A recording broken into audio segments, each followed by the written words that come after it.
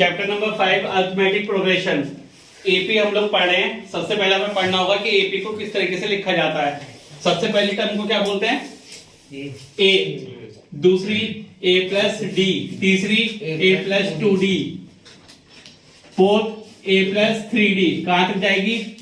ए plus N minus 1 into D. यानी हर term का जो नंबर है उससे एक डी कम हो रहा है, तो यानी इसे क्या बोलेंगे? T1। इसे क्या बोलेंगे? T2। इसे क्या बोलेंगे? T3। इसे क्या बोलेंगे? Tn। Tn का मतलब क्या होता है? nth term of an AP, या फिर last term from the starting. nth term का फॉर्मूला क्या हो जाता है? a plus N minus 1 into D. That is the nth term of an AP.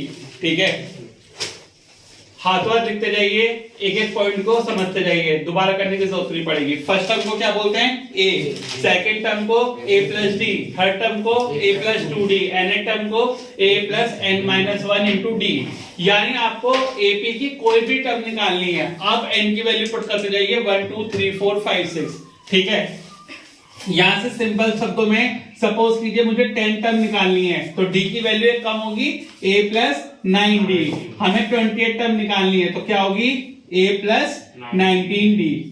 ठीक है, यहां से कॉमन डिफरेंस का एक फॉर्मूला पूछा जाता है आपसे। कॉमन डिफरेंस का फॉर्मूला क्या बताया था मैंने आप लोगों को? सपोज करो मैं इन दोनों के बीच में कॉमन डिफरेंस निकालता हूं, तो क्या आएगा? T2 माइनस T1, या फिर T3 माइनस T2, या फिर T4 माइनस T3, या फिर Tn माइनस 1। बड़ी टर्म में से एक छोटी टर्म, एडजेसेंट वाली छोटी टर्म माइनस करोगे तो क्या आ जाता है आपका? Common difference. ठीक है, अब सपोज कीजिए आपको चेक करना है कि कोई भी सीरीज एपी है या नहीं है। कैसे चेक करते हैं हम लोग? अगर आपसे क्वेश्चन में पूछा गया है कि चेक करिए कि एपी बन रही है या नहीं बन रही है, तो हम क्या करेंगे? 2-3 टर्म का क्या निकाल के दिखा देंगे? Common difference. अगर कॉमन डिफरेंस सेम आ रहा होगा तो हमारी वो क्या बना रही होगी? एपी, अदरवाइज वो एपी नहीं होगी। ठीक है, यहां तक कर लीजिए, फिर आगे बढ़ते हैं। यहां तक आता है। Next formula is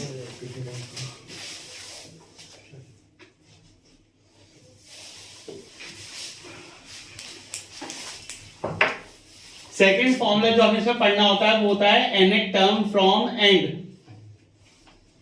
nth term from and, यानी अगर आपसे पूछा गया जाए कि लास्ट से थर्ड टर्म निकालिए, लास्ट से 10th टर्म निकालिए, तो उसका फॉर्मूला कुछ अलग होता है। क्या होता है उसका formula? nth term from and का l minus n minus 1 into D.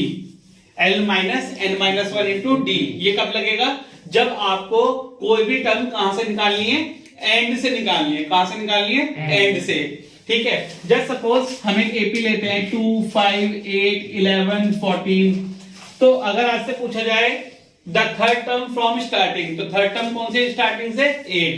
अगर आपसे पूछा जाए कि सेकंड टर्म बताइए लास्ट से, तो कौन सी होगी? 11। और स्टार्टिंग से कौन सी होगी सेकंड टर्म? 5th। तो यानी कि डिफरेंस आ जाएगा। ठीक है, स्टार्टिंग से और एंड से। तो जब एंड से निकालना होगा तो क्वेश्चन में दे रखा होगा right the third term fourth term from the end, तो आप यह फॉर्मूला लगाएंगे जहां पे एल क्या होता है? आपकी लास्ट टर्म। एन क्या होता है? Number of terms. और डी क्या होता है? Common difference. ये फॉर्मूला भी आपको आ गया। ठीक है, nth टर्म फ्रॉम एंड, जब भी आपको एंड से निकालना होगा। यहां तक ठीक है। थर्ड फॉर्मूला देखिए,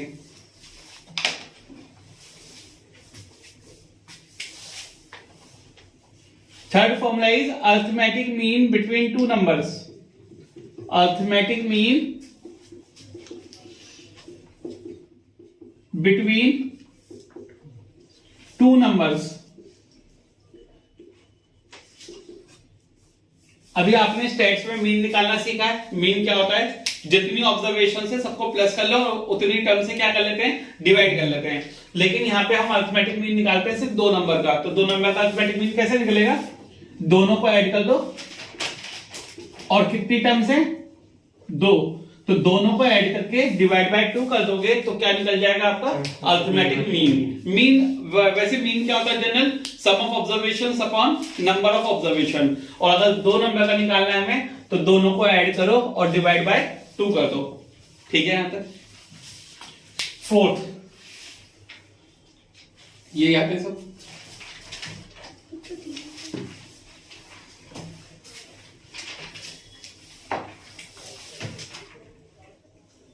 फोर्थ इज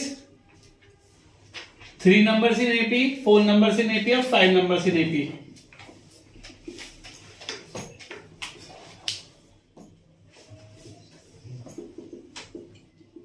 थ्री, 4 और 5 ये आपको याद रखने, एक नंबर में पूछा जा सकता है स्कूलों के पेपर में, या सीधे सीधे आपसे क्वेश्चन भी पूछे जा सकते हैं। 3 के क्वेश्चन आते हैं, अगर आते हैं तो 4 और 5 के नहीं आते हैं। क्वेश्चन आते तो किसके आते हैं, सिर्फ 3 वाले के। 3 नंबर्स इन एपी कौन से होते हैं, a माइनस डी, ए और a plus D.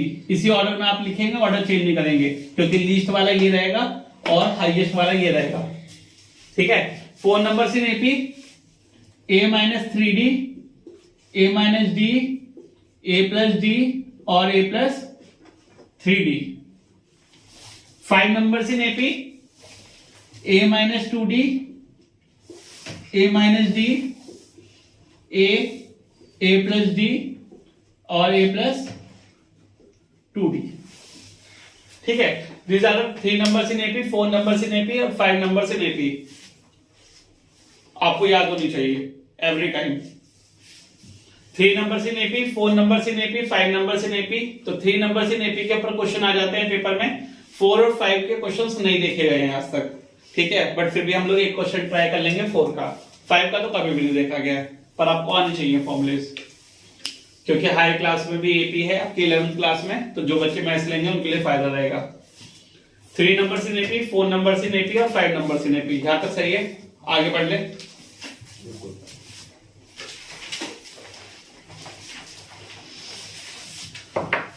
The topic number 5 is sum of n terms of an AP। हमारे कोर्स में जनरल क्वेश्चंस हैं, सम ऑफ n टर्म्स के, हाई ऑर्डर के क्वेश्चंस नहीं है। बुक वालों ने साफ साफ लिख रखा है कि high order questions are excluded, यानी कि अच्छे लेवल के जो क्वेश्चंस होते हैं सम के, उन्हें क्या कर दिया जाएगा, एक्सक्लूड कर दिया जाएगा। तो सिंपल सम के क्वेश्चंस हमें करने होंगे बस। तो सबसे पहले सम का फॉर्मूला देख लेते हैं। सम का फॉर्मूला क्या होता है, Sn is equal to n upon 2a plus n minus 1 into d। This is the sum of n terms of an AP। Sum of n terms of an AP। Suppose कीजिए कि मेरे पास एक AP है 2, 3, 4, 5, 6। ठीक है, ये मेरे पास suppose करिए 5 नंबर की AP है। ठीक, अगर मैं आपसे थर्ड टर्म पूछता हूं तो थर्ड टर्म कौन सी है मेरी, 4। अगर मैं सम ऑफ 3 टर्म्स पूछता हूं तो क्या बताओगे आप, क्या बताओगे सम ऑफ 3 टर्म्स, 9। तो फर्क आ गया, किसमें फर्क आ गया, सम का मतलब क्या है कि आपको तीनों टर्म का क्या करना है, सम करना है। और थर्ड टर्म का मतलब क्या है कि आपको थर्ड टर्म बतानी है। तो सम और टर्म में फर्क है, हमें क्वेश्चन में पहचानना होगा कि हमसे सम कहा गया है या हमें टर्म कहा गया है।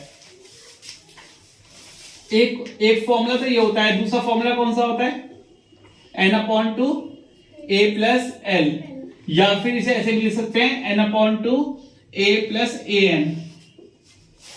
ठीक है, दोनों में से किसी भी तरीके से हम लोग इसे लिख सकते हैं, क्योंकि l जो होती है वो हमारी लास्ट टर्म ही होती है, जिसे हम क्या बोलते हैं, nth टर्म बोलते हैं। क्या बोलते हैं, nth टर्म। तो सम के दोनों फॉर्मूले लग सकते हैं हमारे क्वेश्चन में। हमारे लिए इजी कब हो जाएगा, जब हमें nth टर्म पता होगी। अगर nth टर्म पता होगी तो हम सिंपली वाला फॉर्मूला लगा सकते हैं। ये थोड़ा लॉन्गर हो जाता है पर इजी होता है ये भी। ठीक है, question number 1 says show that the following progression is an AP.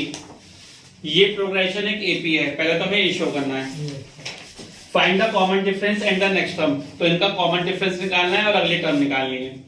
तो सबसे पहले देखने वाली बात यह है, मैंने आपको बताया था कि कोई भी चीज एपी कब बनाएगी, कोई भी टर्म्स एपी कब बनाएगी, जब उनका कॉमन डिफरेंस सेम होगा।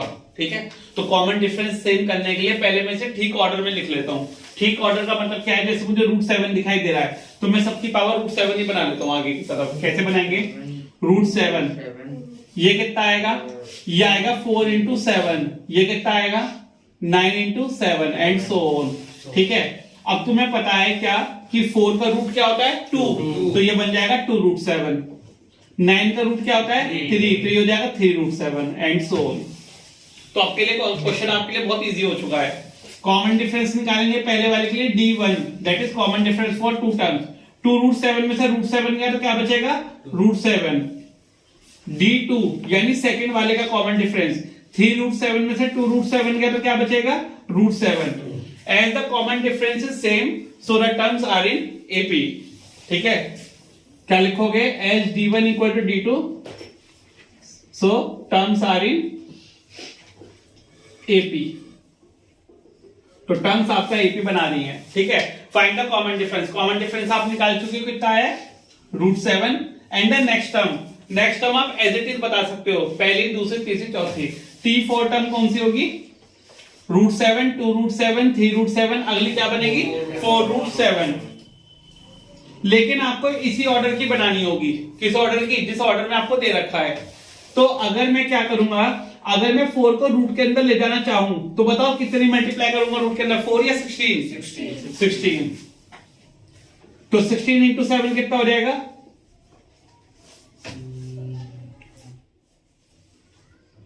112।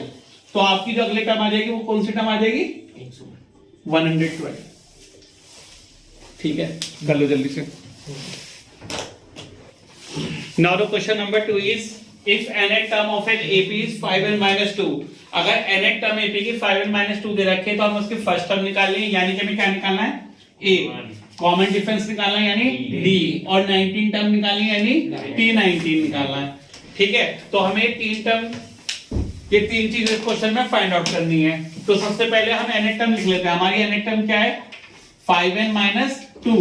अब आपको पता है अगर मैं n की वैल्यू 1 2 3 4 पुट करता जाऊंगा तो ये मेरी नंबर ऑफ टर्म्स आ जाएंगी, जो जो टर्म्स मुझे चाहिए। तो अगर मैं n की वैल्यू 1 पुट करता हूं तो मेरी फर्स्ट टर्म क्या आ जाएगी 5 into 1 minus 2 यानी कि 3।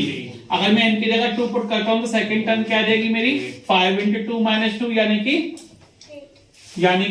8। अगर मैं n की जगह 3 पुट करता हूं तो मेरी थर्ड टर्म क्या आ जाएगी 5 into 3 minus 2 13। तो आपको पता है मुझे तीन टर्म भी बहुत है, 3, 8 और 13 एंड सो ऑन। कम से कम तीन टर्म आपको निकाल के दिखानी पड़ेगी। उसके बाद फर्स्ट टर्म, तो पहले पार्ट का मेरा आंसर कितना आ चुका है, a की वैल्यू कितनी आ गई थी मेरी 3। Second common difference, common difference कैसे निकालते हैं T2 minus T1, T2 minus T1 तो कितना आ जाएगा 8 माइनस 3 5। तो कॉमन डिफरेंस मेरा आ गया 5। थर्ड चीज हमें क्या निकालनी है T19। T19 क्या होगा a प्लस 18d। तो a की वैल्यू आ गई 3 प्लस 18 इंटू d यानी 5। 18 5 जा 90 प्लस 3 कितना आ जाएगा 93। क्वेश्चन हो गया खत्म 93।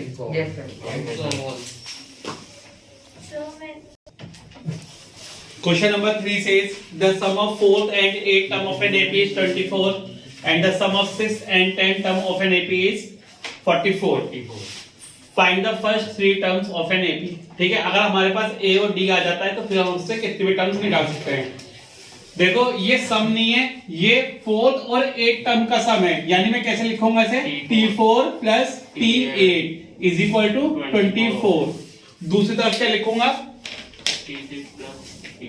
T6 plus T10 is equal to 44। ये दो पोर्शन हम लोग अलग अलग सॉल्व कर लेते हैं। ठीक है, तो यहाँ पे क्या आएगा a प्लस 3d, यहाँ क्या आएगा a plus 7d is equal to 24। a plus a 2a, 7d plus 3d 10d is equal to 24। क्या कॉमन आएगा इसमें से 2 कॉमन आ जाएगा। a plus 5d is equal to 24। 2 1 जा 2 12 जा, तो कितना आ जाएगा a plus 5d is equal to 12। First equation आ गई। ऐसी दूसरी इक्वेशन सॉल्व कर ले हम लोग। T6 a plus 5d a plus is equal to 44। a plus a 2a plus 14d is equal to 44। 2 common निकालेंगे a plus 7d is equal to 44। 2 से काटेंगे 22, तो a plus 7d equal to 22। Second equation, दोनों को simultaneous solve कर लें। आती है सॉल्व करनी simultaneous equation. a plus 7d equal to 22, a plus 5d equal to 12। Elimination लगा लें, सब्ट्रैक्शन हो जाएगा, माइनस माइनस माइनस, a से a कट गया, 2d इक्वल टू 10, तो d की वैल्यू कितनी आ गई 5। किसी भी एक इक्वेशन में पुट करके a की वैल्यू निकाल लीजिए। From first a plus 5d, 5 5 जा 25 इक्वल टू 12, प्लस का 25 उधर जाके माइनस का 12 माइनस 25 कितना आ जाएगा, माइनस का 13। a आ गया, d आ गया। अब आपको 3 टर्म्स निकालनी है। 3 टर्म्स निकालना बड़ी बात है नहीं। फर्स्ट टर्म क्या होगी a, तो a आपकी कितनी आ चुकी है, माइनस का 13। सेकेंड टर्म में निकाल रहा हूं।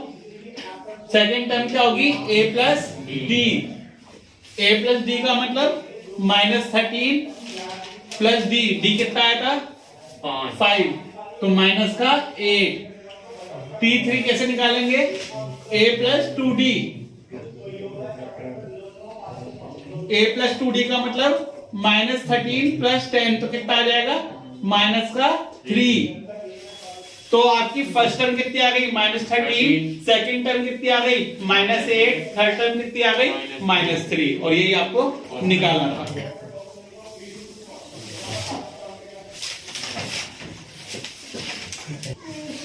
Which term of the AP is 81, तो यहाँ पे a की वैल्यू कितनी गिवन है 5, कॉमन डिफरेंस कितना गिवन है 9 minus 5 is equal to 4।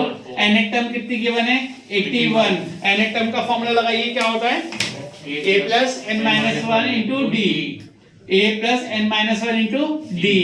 an के pn या an की जगह पुट करेंगे 81, a की जगह 5 plus n minus 1 into D, D की जगह 4, प्लस का 5 इधर आके माइनस का 5 और 4 नीचे जाके डिवाइड में। 81 में से 5 गए, कितने बचेंगे 76 divide by 4 equal to n minus 1। 76 को 4 से काटेंगे आएगा 19, तो n माइनस 1 इक्वल टू 19 और n is equal to 1 plus 19 यानी कि 20। होप सभी को समझ में आ गया होगा। ठीक है।